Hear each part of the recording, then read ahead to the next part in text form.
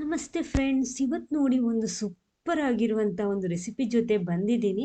ಇದುವರೆಗೆ ನೀವು ಸವಿಯದಂಥ ಒಂದು ಹೊಸ ರೆಸಿಪಿ ಅಂತಾನೆ ಹೇಳ್ಬೋದು. ಬನ್ನಿ ನೋಡೋಣ ಇದು ಏನು, ಹೇಗೆ ಮಾಡೋದು ಅಂತೆಲ್ಲ. ಮೊದಲೊಂದು ಪ್ಯಾನ್ ಬಿಸಿ ಮಾಡಿಬಿಟ್ಟು 1 ಟೀ ಸ್ಪೂನ್ನಷ್ಟು ತುಪ್ಪ ಸೇರಿಸ್ಕೊಳ್ಳಿ. ಮೊದಲು ತುಪ್ಪ ಸ್ವಲ್ಪ ಬಿಸಿ ಆಗಬೇಕು. ಬಿಸಿ ಆದಮೇಲೆ ಇದಕ್ಕೆ ಅರ್ಧ ಕಪ್ ರವೆ ಹಾಕ್ತಾ ಇರೋದು. ಬಾಂಬೆ ರವೆ ತಗೊಂಡಿರೋದು ನಾನು. ಮೊದಲು ಇದನ್ನು ಚೆನ್ನಾಗಿ ಹುರಿಬೇಕು. ನೋಡಿ ಈ ರೀತಿ ಕಡಿಮೆ ಉರಿಯಲ್ಲಿ ಇಟ್ಕೊಂಡೇ ಹುರಿಬೇಕು. ತುಪ್ಪ ಸ್ವಲ್ಪ ಜಾಸ್ತಿನೇ ಹಾಕ್ಕೊಂಡ್ರೆ ಚೆನ್ನಾಗಿರುತ್ತೆ. ನೋಡಿ ಇವಾಗ ಹುರ್ಕೊಂಡಿದ್ದೀನಿ ಅಲ್ವಾ, ಕರೆಕ್ಟ್ ಆಗಿದೆ, ಸಾಕು. ಇದನ್ನು ಒಂದು ಸೈಡಲ್ಲಿ ಇಟ್ಕೊಳ್ಳಿ. ಇದೇ ರೀತಿ ಇರಲಿ, ಸೈಡಲ್ಲಿ ಇಟ್ಕೊಳ್ಳಿ. ನೆಕ್ಸ್ಟ್ ಒಂದು ಅರ್ಧ ಕಪ್ಪಿನಷ್ಟು ಹುಡಿ ಮಾಡಿದ ಬೆಲ್ಲ ತಗೊಂಡಿದ್ದೀನಿ. ಅದಕ್ಕೆ 1 ಟೇಬಲ್ ಸ್ಪೂನ್ನಷ್ಟು ನೀರು ಹಾಕ್ಕೊಂಡ್ಬಿಟ್ಟು ಮೊದಲು ಒಂದು ಸಾಸ್ ಪ್ಯಾನಲ್ಲಿ ಹಾಕ್ಕೊಂಡ್ಬಿಟ್ಟು ಇದನ್ನು ಕರಗಿಸ್ತಾ ಇದ್ದೀನಿ. ನೋಡಿ ಬೆಲ್ಲ ಕರಗಿ ಸಿಕ್ಕಿದ್ರೆ ಸಾಕು, ನೀರು ಜಾಸ್ತಿ ಸೇರಿಸಬಾರ್ದು. ನಾನು ಹೇಳಿದ ಅದೇ ಅಳತೆಯಲ್ಲಿ ಸೇರಿಸಬೇಕು. ನೋಡಿ ಇವಾಗ ಫುಲ್ಲಾಗಿ ಕರಗಿ ಸಿಕ್ಕಿದೆ, ಸಾಕು. ಇದನ್ನು ಕೂಡ ಒಂದು ಸೈಡಲ್ಲಿ ಇಟ್ಕೊಳ್ಳಿ. ನೆಕ್ಸ್ಟ್ ನಮಗೆ ಬೇಕಾಗಿರೋದು ನೋಡಿ, ಮೇಯ್ನ್ ಇದೇನೆ, ಸಿಹಿ ಗೆಣಸು. ಮೊದಲು ಸಿಹಿ ಗೆಣಸು ತಗೊಂಡ್ಬಿಟ್ಟು ಅದನ್ನು ಸಿಪ್ಪೆಲ್ಲ ಚೆನ್ನಾಗಿ ತೊಳೆದು ಸಿಪ್ಪೆಲ್ಲ ತೆಗೆದು ನೋಡಿ ಈ ರೀತಿ ರೆಡಿ ಮಾಡಿ ಇಟ್ಕೊಂಡಿದ್ದೀನಿ. ಪುನಃ ವಾಶ್ ಮಾಡ್ಕೊಂಡಿದ್ದೀನಿ. ಮೊದಲು ಇದನ್ನು ಈ ರೀತಿ ತುರಿಬೇಕು. ನಾನಿಲ್ಲಿ ನೋಡಿ ಒಂದು ಸಣ್ಣ ಗಾತ್ರದ ಒಂದು ಸ್ವೀಟ್ ಪೊಟ್ಯಾಟೊ ತಗೊಂಡಿರೋದು, ಸಿಹಿಗೆಣಸು ತಗೊಂಡಿರೋದು. ಮೊದಲು ಅದನ್ನು ಅಂದರೆ ಅರ್ಧ ಕಪ್ ರವೆಗೆ ಇಷ್ಟು ಸಾಕು, ಆ ಅಳತೆಯಲ್ಲಿ ನಾನು ತಗೊಂಡಿರೋದು. ನೋಡಿ ಇವಾಗೆಲ್ಲ ಕೂಡ ತುರಿದಿಟ್ಕೊಂಡಿದ್ದೀನಿ. ಇದನ್ನೊಂದು ಮಿಕ್ಸಿಂಗ್ ಬೌಲಿಗೆ ಹಾಕ್ಕೊಳ್ಳಿ. ಮೊದಲು ಎಲ್ಲ ಕೂಡ ಹಾಕ್ಕೊಂಡಿದ್ದೀನಿ.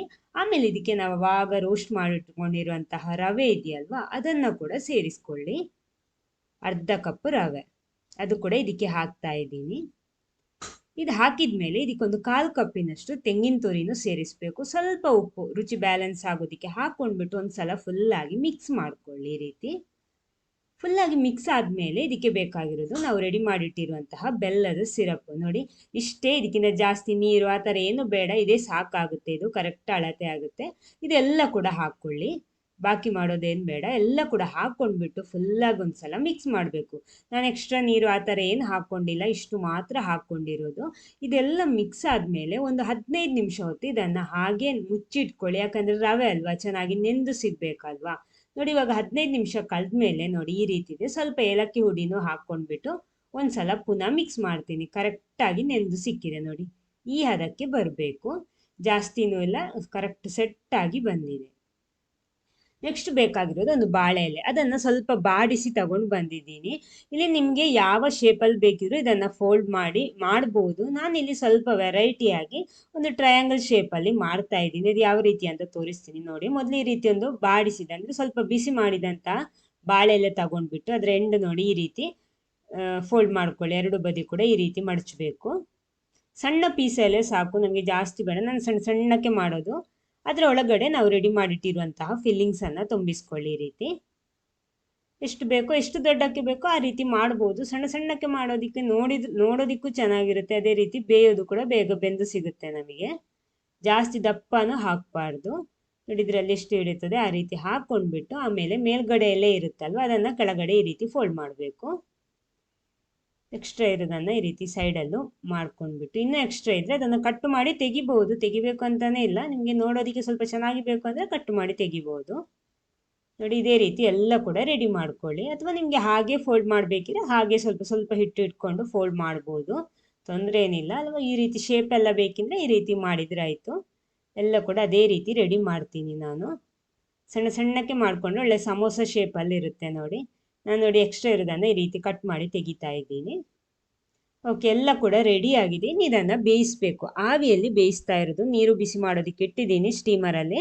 ನೆಕ್ಸ್ಟ್ ನಾವು ರೆಡಿ ಮಾಡಿಟ್ಟಿರುವಂಥ ಈ ಟ್ರಯಾಂಗಲ್ ಶೇಪ್ನ ತಿಂಡಿ ಇದೆಯಲ್ವ, ಎಲ್ಲ ಕೂಡ ಇದರಲ್ಲಿ ಸೆಟ್ ಮಾಡ್ಕೊಳ್ಳಿ. ನೋಡಿ ಈ ರೀತಿ ಫುಲ್ಲಾಗಿ ಇಟ್ಕೊಂಡು ಹೈ ಫ್ಲೇಮಲ್ಲಿ ಒಂದು 15 ನಿಮಿಷ ಇದನ್ನು ಬೇಯಿಸಬೇಕು. ಇವಾಗ 15 ನಿಮಿಷ ಆಗಿದೆ, ಸ್ಟವ್ ಆಫ್ ಮಾಡ್ಕೊಳ್ಳಿ. ಬೆಂದು ಸೆಟ್ಟಾಗಿ ಒಂದು ಸೂಪರ್ ಆಗಿರುವಂತಹ ಸಿಹಿ ಗೆಣಸಿನ ಒಂದು ವೆರೈಟಿ ಆಗಿರುವಂತಹ ಹೆಲ್ದಿ ಆಗಿರುವಂಥ ಒಂದು ಸ್ನ್ಯಾಕ್ ಇಲ್ಲಿ ರೆಡಿ ಆಗಿದೆ. ನೋಡಿ ಯಾವ ರೀತಿ ಇದೆ ಅಂತ.